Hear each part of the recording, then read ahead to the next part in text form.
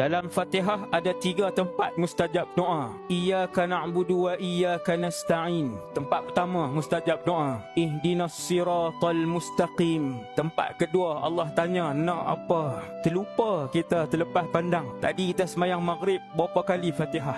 3 kali Fatihah. Ada 9 kali tempat yang Allah tanya nak apa. Bila kita sebut Fatihah, Alhamdulillahi Rabbil Alamin, Allah Ta'ala jawab, Majjadani abdi, hamidani abdi wa majjadani abdi. Hambaku memuji aku, membesarkan aku. Bila kita sebut Iyyaka na'budu wa iyyaka nasta'in, wahai Allah, aku sembah kamu saja, aku minta pertolongan kamu saja. Allah Ta'ala kata, apa yang kamu nak? Apa permintaan kamu? Tiap-tiap kali kita baca Fatihah, sebut 3 ayat ni. Waktu tu niatlah dalam hati, as'alukal jannah ya Rab. Niat dalam hati, laju-laju, jangan nak berhenti lama-lama pula. Aku pohon syurgamu wahai Allah. Ihdinas siratal mustaqim. Matikan kami dalam keadaan husnul khatimah.